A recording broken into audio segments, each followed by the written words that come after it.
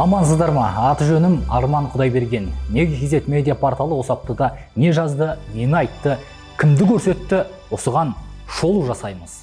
Теңге неге бір күнде құламайды? Көктемнің алғашқы күндері сарапшылардың теңге құлайма деген бір келгі сарындағы прозасынан басталды.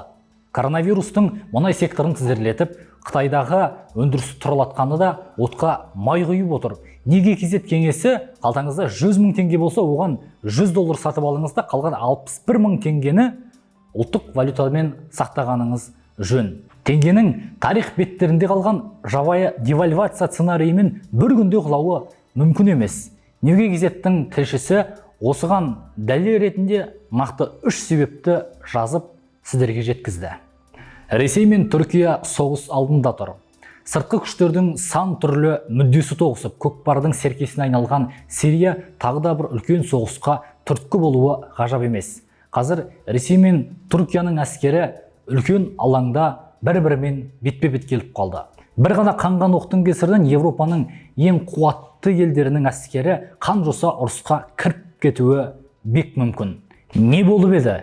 Не болып жатыр? Енді не болмақ деген сауал қызықтырса, сайтымызға қазір-ақ кіріп көріңіз. Біртановтың бас жоспары қандай? Денсаулық сақтау министрі ең бастысы елімізде коронавирус жұқтырған адам табылған жағдайға дайын болу деп мәлімдеді.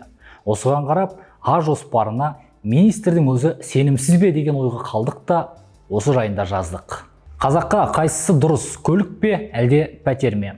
90-шы жылдардың басында азаматтардың көбі басындағы баспанасын көлікке айырбастап жататын. Қазір мұндай құбылыс сирек. Неге KZ экономикалық факторларды сараптап, көлік немесе пәтердің қайсысы тиімді екенін анықтады. Дәл осы тектес тағы бір мақала. Қазаққа қайсысы жайлы?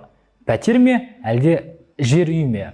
Пәтерде тұратындардың жер үйді армандайтыны, жер үйдегілердің кейде пәтерге көшкісі келетіні бар. Адамға ештеңе жақпайды деп бекер айтпаса керек. Ал сырт көзбен бақыласақ, осының қайсысы анағұрлым пайдалы? Неге KZ осының бәрін топтастырып ұсынды. Алматыдағы ауруханада жүздеген Қытай неге жатыр?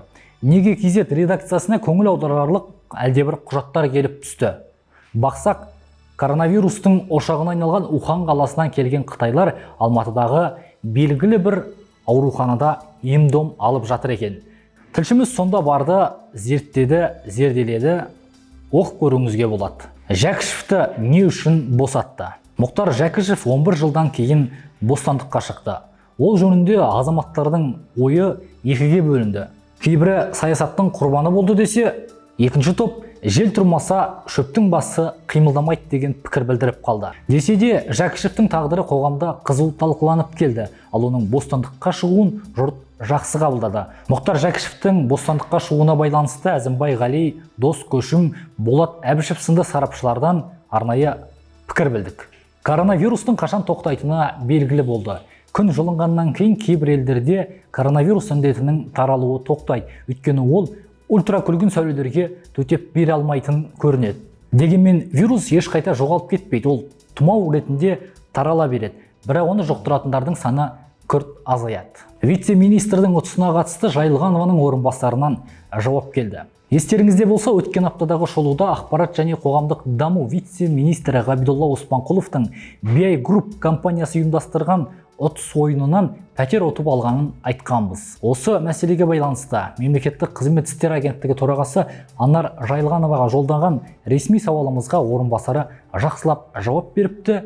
Біз де осы тақырыпты жақсылап қайта жаздық. Құмар Ақсақалов қай елдің облысын басқарып отыр? Жуырда Солтүстік Қазақстан облысының әкімі Құмар Ақсақаловтың атына жолданған ресми сауалымызға жауап келді. Оның өзінде қуалап жүріп, әзер дегенде құмалақ түсіргендей болдық. Жауап деген аты ғана. Құйрық жалы жоқ бір жапырақ қағаз келді. Егер мемлекеттік тілде жолданған сауалға мемлекеттік тілде жауап берсе, әкімдікте фирмалық бланк таусылып қалған екен ғой деп, құйрық жалының жоқтығына назар аудармас едік. Біріншіден, жауап мемлекеттік тілде емес, ресми тілде келді. Сонда Солтүстік Қазақстан облысында қазақ тілін білетін бірде-бір адамның табылмағаны ма? Коронавирустан 47.260 адам емделді.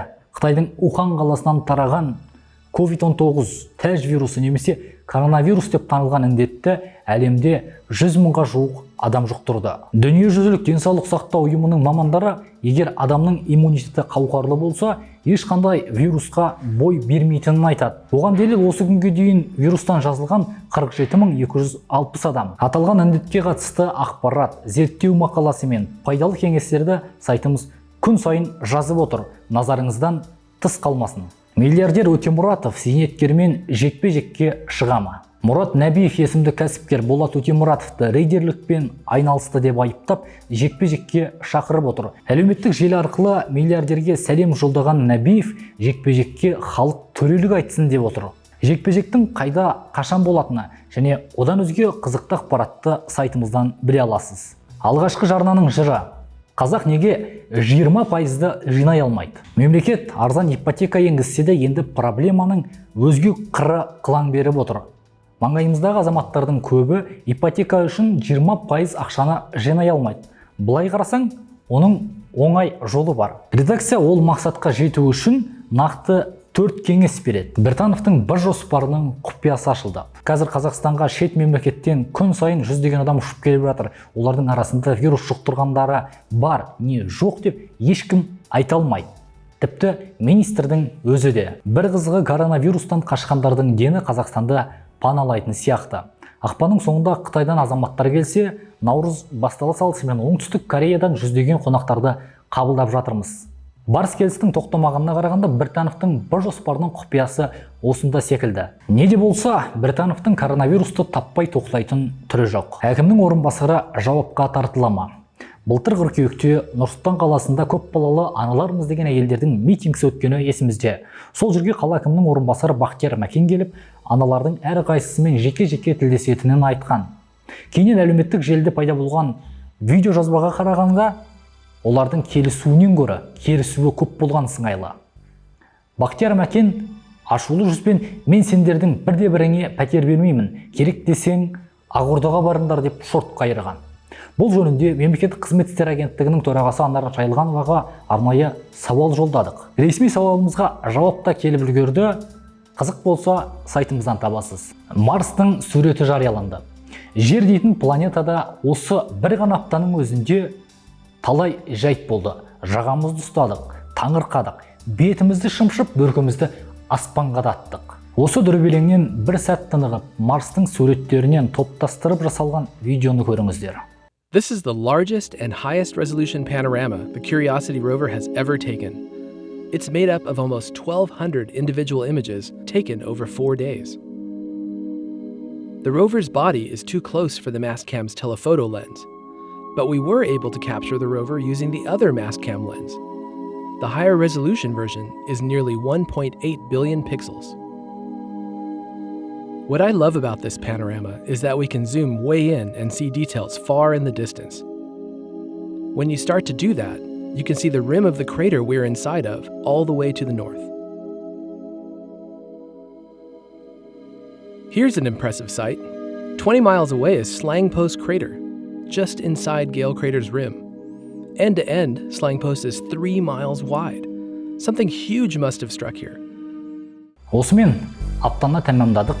Алда келе жатқан нәзік жандылар мерекесімен аруларды редакция атынан құттықтаймын. Келесі аптаға дейін аман сау болыңыздар, Құдай берген армандарыңыз орындалсын.